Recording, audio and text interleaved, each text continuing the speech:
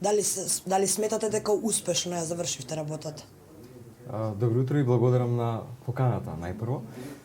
Сметам дека завршивме навистина многу, ќе бидам искрен и кажам дека уште многу работа треба да се заврши, меѓутоа сметам дека направивме еден сериозен исчекор напред со тоа што ги решивме едни од најсериозните и суштински проблеми во нашиот систем. Имено решивме историски натрупувани проблеми, нешто што беа сериозен терет за здравството како систем, понатаму за нашите здравствени работници. Направивме огромна инвестиција, меѓутоа направивме инвестиција таму каде што навистина требаше. Најпрво во здравствените работници, во нивните плати, во нивните дежурства, во вкупните примања, на тој начин сериозно се стимулирани да работат тука кај нас, да даваат квалитетна здравствена услуга. За прв пат ги плативме младите лекари, со тоа се сега тие стимулирани иднината да бараат тука, а не да заминуваат во странство. И ќе кажам, еве сега еден податок, заврши анализата која правивме заедно со лекарската комора. За прв пат оваа година има намалување на потврдите кои што лекарската комора ги дава на лекарите кои што заминуваат во странство. И тоа е еден податок кој што навистина многу не радува, заради тоа што Мислите дека очигледно е доволно ова за да престане одливот на медицински персонал? сметам дека е едно од најбитните работи.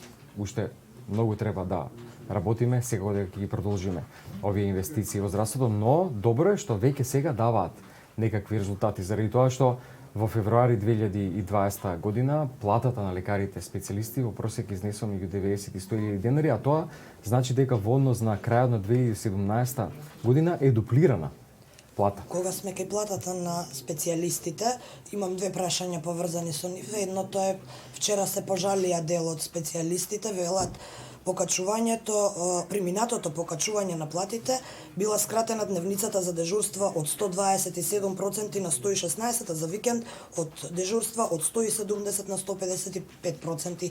Па го наметнаа прашањето што ќе намалите при ова покачување на платите. Не станува збор за намалување, туку станува збор за изедначување. Имено дежурствата во текот на 2018 година сериозно се зголемија. Дежурството кое што беше 1200-300 денари, сега е помеѓу 2200 и 2500, а ова зависи од комплексноста на работата, типот на специјалноста. Различно е помеѓу интернистичките, хируршките гранки, а дежурството за празник и за викенд е практично триплирано. Порано беше околу 2500 денари, сега е 7200 денари. Меѓутоа, тоа се постигна на тој начин што се зголемија процентите, така се пресметува дежурствата на основната плата која што се пресметува со соодветни коефициенти. Кога ги зголемивме основните плати повторно во текот на оваа година и ова сега зголемување кое што ќе следи во месец февруари, мораше дежурствата практично процентуално да се намалат за да останат исти. Значи не станува збор за намалување на дежурствата, туку станува збор да тоа се дежурства сума на пари кои што се исти во однос на основната плата, со оглед на тоа што таа расте, тие проценти мора за малку да се намалат. Вкупната сума на пари значајно се зголемува. Како ќе ги решите оние 130 кофинансирани специјализанти кои чиј статус во моментов е заглавен поради законот кој е заглавен во собрание? Тие велат дека не можат да полагаат специјалистички испит, дека имаат најниски плати и дека имаат најголеми финансиски обврски по завршување на специјализацијата. Тоа е ситуација која што ја затекнавме. Тие колеги и млади специјализанти практично ги потпишале договорите свесни како ќе ги решите? Во што влегуваат и ние знаевме дека е тоа сериозен проблем, дека се тоа апсолутно нелогични договори, дека се сериозен финансиски трошок, оптеретување доколку тие решат во одреден момент да заминат од тоа работно место, да се префрлат во друга институција, и најдовме законско решение, така како што навистина им одговараше, значи наместо да враќаат 5 или некои замислете дури 10 пати повеќе од сумата која што државата ја плаќа за специализација, што сметаме дека е еден фактор кој што обесхрабрува да млади лекари се запишат на специализација, заради тоа што се осеќаат врзани, дека не може да се мобилни, а многу често има флуктуации, има мобилност на ниво на различни клиники, институции и така натаму, што што всушност значи и слобода. Во работата ние најдовме соодветно законско решение и тоа е во законска сега во процедура во собранието. Ке се изгласа, ставено е на листата новие закони кои што сега треба да се изгласат и јас очекувам дека до крајот на оваа година ќе се заврши таа работа. Два важни закони ни поминуваат, тоа е тој закон за измена на законот за здравствена заштита и исто така многу важниот закон за здравствено осигурување со што добиваме можност за прв пат после 10 години да смениме позитивната листа на лекови со што нашите граѓани ќе има возможиме нови лекови кои што досега не биле на располагање по аптеките. Во изминати веденови изјавивте дека ќе барате администрацијата која протестира да премине под Министерството за здравство. Сметате дека тој потек е фер кон медицинскиот персонал? Ова го прашувам бидејќи нашата држава има проблем со одлив прецен на медицински персонал, а не со одлив на јавна администрација. Фер е и коректно и честно е да пробаме да направиме се што тие луѓе сакаат. Тие се дел од нашиот здравствен систем. Тие и работат со пациенти, точно не е во делот на здравството пружајќи медицински услуги, меѓутоа се дел од нашиот систем. Мора да потенцирам дека и таа администрација која што работи во јавното здравство доби зголемување на платите во два наврати. Лани, кога се зголемија сите плати на сите вработени во јавното здравство, близу 20.000 вработени, и оваа година со тоа што здравствените работници со работници добија на почетокот на година, а административните работници со целата останата администрација во септември месец сега 2019 година. Имаше работна група, ние имавме активна комуникација, се уште имавме повеќе средби со нив како представници, со представници на Министерството за информатичко општество, да видиме дали воопшто може да се оделат од останатата администрација. Сега за сега има законски пречки, ние во тој дел пратиме и некои европски регулативи, така да во зависност од сето тоа ќе видиме дали тоа може да се реализира. Не можеме во овој момент таа администрација да оделиме од останатата. Ке потенцирам. Тие добија зголемување на платите кога останатата администрација не доби.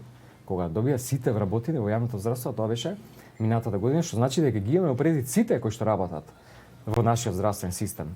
Отворени сме за соработка, за дискусија, за дебата, да ги отвориме сите прашања и да видиме кои се логичните одговори, дали нешто може да се направи и како тоа се направи, доколку не, што се аргументите, зашто не може тоа да се направи, и на тој начин сметам дека рационално, реално е тие работи да се прифатат. Како се ближат изборите, така стануваат се погласни нападите на опозицијата. Вчера од собраниската говорница беше изнесено едно прашање кон вас упатено, што дали е точно дека биле уништени огромни количини инсулин со неистечен рок? Станува збор за инсулини кои што се дел од стоковите резерви. Именно со секоја набавка постои една месечна залиха во Бирото за стокови резерви, кој што физички се чува кај економскиот оператор кој што ги носи инсулините. Ние во текот на минатата година направивме една измена во законот за лекови и тоа е измена во делот на паралелниот увоз. Направивме еден сериозен исчекор напред за разлика од периодот до тогаш кога се носеа инсулини кои што не беа со оригинални сертификати за квалитет. Ние го сменивме законот и практично го видовме европски стандарди. Тие инсулини во Бирото за стокови резерви беа од претходната набавка од 2016 година, за кои што инсулини нема потекло. Тоа се инсулини од Турција кои што немаат оригинален сертификат за квалитет од производителот. И се инсулини од повеќе серии. Од 6 значи се работи за квалитет, а не за рок. И сега тие како приближува крајот на рокот, а од тие 7 серии имаше некои кои што се ближи рокот за истекување сега, месец или два, и други најмногу до 6 месеци, стигнува известување, и тоа е според законот за стокови резерви, дека таа залиха треба да се замени. Во принцип би требало таа залиха да се пушти во промет и таа една нова количина месечна да се стави како резерва во Бирото за стокови резерви. Тоа не се прави со нова набавка, тоа се прави како резерва од постојната набавка и затоа обвинувањето на опозицијата не се точни. Значи, ниту ќе има нова набавка, ниту ќе има нов тендер, ништо. Имаме само една количина која што стои во резерва, а ние во самата тендерска нова поставка предвидовме екстра од тие количини да има секогаш на залиха за еден месец, што не беше сценарио претходно и заради тоа, ако се сеќавате, беа многу чести тие инсулински кризи, недостаток и така натаму, така да сега имаме нова количина резерва од новата набавка, која што има највисоки стандарди, сертификати за квалитет од производителот, а со оглед на тоа што таа стара количина не можеше се пушти у промет заради тоа што сега не ги задоволува законските критериуми, ги нема потребните сертификати за квалитет од производителот, може слободно да разговарате. Сите се свесни за ефектот на тој инсулин кој што беше носен од Турција, како беше никаков по пациентите, никој не можеше да ја регулира гликемијата, шекерот во крвта. Тоа се случува дури сега после многу години. И согласно тоа, таа количина се отпиша и заради тоа што не можеше да се пушти во промет се уништи. Господин Филипче, очекувате да останете на чело на Министерството и по изборите? Какви се вашите прогнози? Јас го давам својот максимум во оваа работа. Сметам дека навистина многу постигнавме. Јас сум благодарен за честа и довербата што им беше укажано да водам еден ваков комплексен ресор. Сметам дека тргнавме по вистинскиот пат во овој сектор заради тоа што решивме многу, како што спомнав на почетокот, историски проблеми. Пред се направивме инвестиција во примањата на лекарите, да бидат стимулирани, да бидат дел од системот. Ги решиме сите програми во Министерството за здравство за ретките болести. Нема веќе пациенти кои што чекаат за лекови. За инсулините, ова што сега го зборуваме, имаме оригинални инсулини како сите развиени земји. Делот за имунизација го кренавме процентот, опфатот со имунизација од под 80 на 99,5% во Скопје, над 95% ширум државата. Инвестиравме во инфраструктура таму каде што беше навистина потребно. На добар пат сме со динамиката на работите во однос на клиничкиот центар, така да сметам дека имаме уште многу работа пред нас, меѓутоа вистина многу сериозни работи завршени. И само за крај да го заокружиме разговорот, многу кратко, бидејќи направени се одредени промени и се видливи, меѓутоа од ваше лично искуство, од ваше лично име, што е она што во кое што можеби потфрливте оваа година конкретно во здравството, што требаше или би сакале, но не успеавте да го направите? Еве, интензивно работиме и овој момент на тоа е конечно и некако да го решиме оној собрекаен хаос во клиничкиот центар. Имаше една поставка која што за жал не беше успешна за монтаж на капна гаража, има сложени административни процедури за да таа се повтори, завршува управни контроли и така натаму, меѓутоа сега сме спремни да започнеме таа иста, треба да биде капна гаража на местото на старата гинеколошка клиника и сметам дека со тоа ќе се реши конечно тој проток на возила, полесно ќе се движат пациентите низ кругот, но и внимавајте хаосот кој што сето тоа го прави на улицата Водњанска. Така да тоа е нешто на што сега ќе се фокусираме у периодов кој што е пред нас. Ви благодарам што бевте гостин во денешниот утрински брифинг.